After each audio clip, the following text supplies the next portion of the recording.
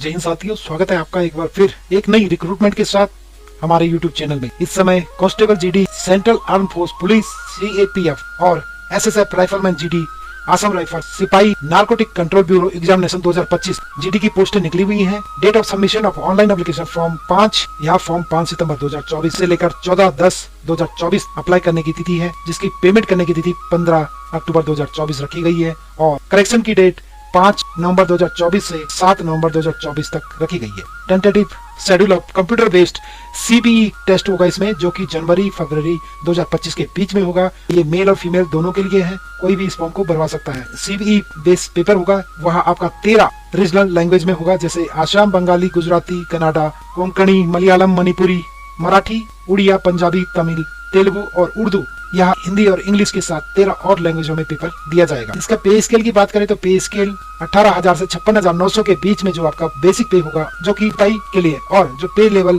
21,700 से लेके 69,100 for all other post के लिए यह बेसिक पे स्केल होगा। वैकेंसी की बात करें तो BSF में मेल के लिए SC के लिए 2018, ST के लिए 1489, OBC के लिए 2,906, EWS के लिए 1,330 और जनरल के लिए 5,563। इसी प्रकार CISF के लिए 959, ST के लिए 687, OBC के लिए 1420, EWS के लिए 644 और जनरल के लिए 2,720। Total vacancy 6,430। CRPF के लिए 1,681, SC के लिए, ST के लिए 1,213, OBC के लिए 2,510, EWS के लिए 1,130 और जनरल के लिए 4,765।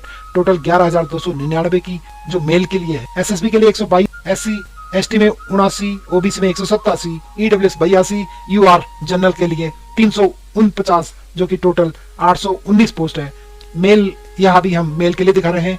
ITBP में 345, SC के लिए, ST के लिए 326, OBC के लिए 505, EWS के लिए 197 और जनरल के लिए 1191, जो कि 2,564 पोस्ट है। इसी प्रकार AR के लिए 124, SC के लिए 223, ST के लिए 205, OBC में 109, EWS और 487 जनरल के लिए 1148 पोस्ट। SSF के लिए 5 SC में है, 3 ST के लिए, 9 OBC के लिए, EWS के लिए 4 और जनरल के लिए 14, टोटल 35 पोस्ट।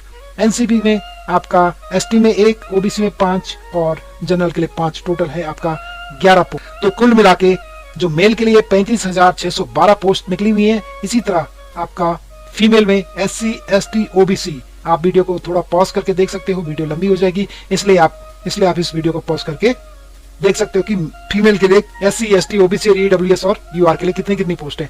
तो बताते चले, BSF में 2,348 पोस्ट है, CISF में 715, CRPF में 242, SSB में महिलाओं के लिए नहीं है, ITBP के लिए 435, AR के लिए 100 सीटें हैं और NCB के लिए 11 सीटें हैं। तो महिलाओं के लिए 3,869 पोस्ट, जो टोटल पोस्ट है आपकी 39,481 भी ITBP, AR, SSB और NCB जो भी एलिजिबल है वो इसको अप्लाई करें और एक इंडियन आर्मी का हिस्सा बने। एज लिमिट की बात करें तो एज लिमिट 18 साल से 23 साल के बीच में होनी चाहिए। 1/1/2025 के अनुसार आपकी एज काउंट होगी।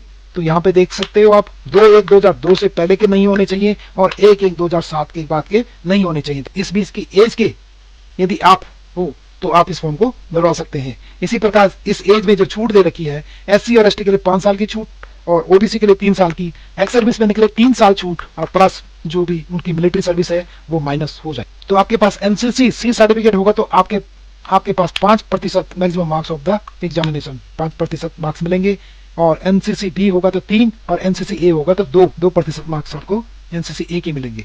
एप्लीकेशन फीस की बात करें तो आपके लिए 100 रुपये फीस जो गवर्नमेंट ने रखी हुई है। जो फॉर्म भराते समय आपको 100 रुपये का ऑनलाइन पेड करना पड़ेगा, जिसमें आप UPI नेट बैंकिंग अपने मास्टर कार्ड का यूज कर सकते हो। सिलेबस की बात करें तो CBE एग्जामिनेशन आपका 80 क्वेश्चन आएंगे, जो प्रत्येक क्वेश्चन 2 मार्क्स का होगा।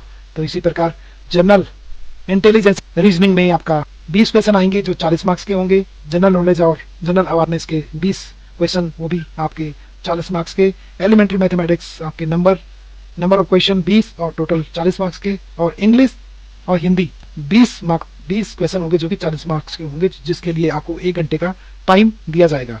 तो इसके साथ इस पूरी PDF की लिंक आपको डिस्क्रिप्शन में मिल जाएगा, आप इसमें चेक कर सकते हो क्या क्या सिलेबस किस में आएगा, एलिमेंट्री मैथमेटिक्स में क्या क्या आएगा, इंग्लिश और हिंदी में क्या क्या आएगा। फिजिकल की बात करते हो, physical candidate have a clear race with the following the time. यहाँ पे देख सकते हो मेल के लिए 5 किलोमीटर 24 मिनट में और 1.6 किलोमीटर 7 मिनट में। इसी के साथ फीमेल के लिए 1.6 किलोमीटर 8.5 मिनट में और 800 मीटर 5 मिनट में ये क्वालिफाई करना पड़ेगा। क्वालिफिकेशन की बात करें तो क्वालिफिकेशन आपका 10वीं पास होना चाहिए, जो कि रिकॉग्नाइज्ड बोर्ड और यूनिवर्सिटी में 1/1/2025 से पहले आपका रिजल्ट आपके पास आना चाहिए। The candidate must have pass the matriculation और 10th class examination from the recognized board university as on before the cut off date 1/1/2025। तो 1/1/2025 से पहले आपका रिजल्ट 10वीं का आना चाहिए, वह इस फॉर्म को अप्लाई कर सकता है। इसी के साथ हाइट की बात करें तो हाइट मेल के लिए 170 सेंटीमीटर होनी चाहिए और फीमेल के लिए 157 सेंटीमीटर होनी चाहिए, जो कि विदाउट वेटेज होंगे।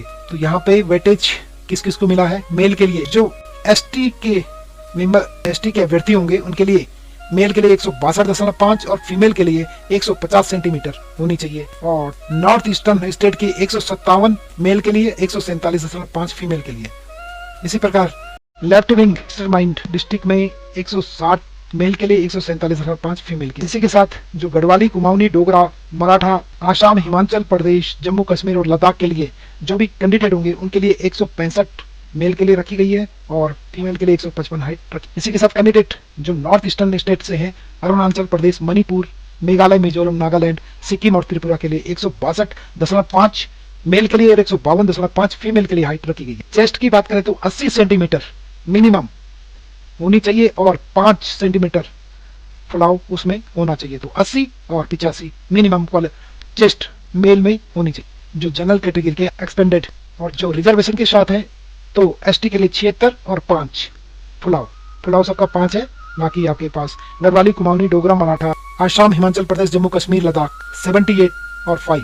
इसी के साथ नॉर्थ ईस्टर्न स्टेट के Arunachal Pradesh, Manipur, Meghalaya, Mizoram, Nagaland, Sikkim, Tripura and Gorkha territorial administrator GTA 77 और 5 ये मिनिमम चेस्ट मेल के लिए रखी गई। मेडिकल एग्जामिनेशन डॉक्यूमेंट वेरिफिकेशन की बात करें तो candidate will be shortlisted for the detailed medical examination document verification from the pool of candidate who qualify the PST और PET फिजिकल टेस्ट क्वालिफाई कर देंगे। उसके बाद उनका मेडिकल होगा और उसके बाद आपका डॉक्यूमेंट वेरिफिकेशन होगा। इसी के साथ डॉक्यूमेंट वेरिफिकेशन में आपको क्या क्या डॉक्यूमेंट ले जाने हैं? मैट्रिकुलेशन सर्टिफिकेट, सेकेंडरी यदि आपके secondary examination certificate to prove age, name and education qualification, यदि आपका BA MA जो भी है वो सारे डॉक्यूमेंट आप ले जा सकते हो। और साथ में आपके पास NCC भी है तो आप उसको ले जा सकते हो। तो एनसीसी में वेटेज मिलेगा आपको परसेंटेज के हिसाब से, 2 नंबर, 3 नंबर, 5 नंबर आपको उसमें पॉइंट में एक्स्ट्रा मिलेगा। तो इसमें डोमिसाइल सर्टिफिकेट जरूरी है। इसमें मूल निवास या स्थायी निवास आपके पास जो भी है वह उस डॉक्यूमेंट को आपने ले जाना है। और एनसीसी सर्टिफिकेट यदि आपके पास है तो उसको भी आप साथ में ले जाओगे। जो डिफेंस पर्सनल है वो एनेक्सर 5C के साथ आप यह फॉर्म ले जाओगे। डिस्चार्ज बुक हो गया, PPO हो गया आपके पास, इसको साथ में ले जाना आपका आवश्यक है। तो यदि आप कास्ट सर्टिफिकेट में किसी कास्ट में आते हैं, जनरल के अलावा किसी कास्ट में आते हैं, तो उस कास्ट का भी आपको सर्टिफिकेट ले जाना पड़ेगा, तभी आपको रिलेक्शन सर्टिफिकेट मिलेगा। और यदि गढ़वाली, कुमाऊनी है तो वह अपने पास हिल सर्टिफिकेट का ले जाना अनिवार्य है। इसमें पर्वतीय प्रमाण पत्र और आपके पास स्थायी या मूल निवास प्रमाण पत्र ले जाना आवश्यक है, तभी आपको हाइट में और चेस्ट में छूट मिलेगी, नहीं तो आपको जनरल में ही लेना पड़ेगा। जब आप इन सब में क्वालिफाई हो जाओगे तो उसके बाद मेरिट लिस्ट बनेगी और उसके बाद आपका मेरिट में नंबर आएगा तो आपकी ज्वाइनिंग लेटर घर में पहुंच जाएगा। तो ये थी आज की मुख्य अपडेट। आप सभी को शुभकामनाएं और बधाइयां अगली रिक्रूटमेंट के साथ। तब तक के लिए बने रहे हमारे यूट्यूब चैनल में। और जो हमारे यूट्यूब में चैनल में नए आए हैं, आपको भी लगता है कि इस चैनल से आपके लिए कोई अच्छी इंफॉर्मेशन मिल रही है तो आप चैनल को सब्सक्राइब करें, लाइक करें और यहाँ न्यूज अपने दोस्तों के साथ भी शेयर करें। मिलते हैं अगली वीडियो में, तब तक के लिए जय हिंद, जय भारत, जय उत्तराखंड।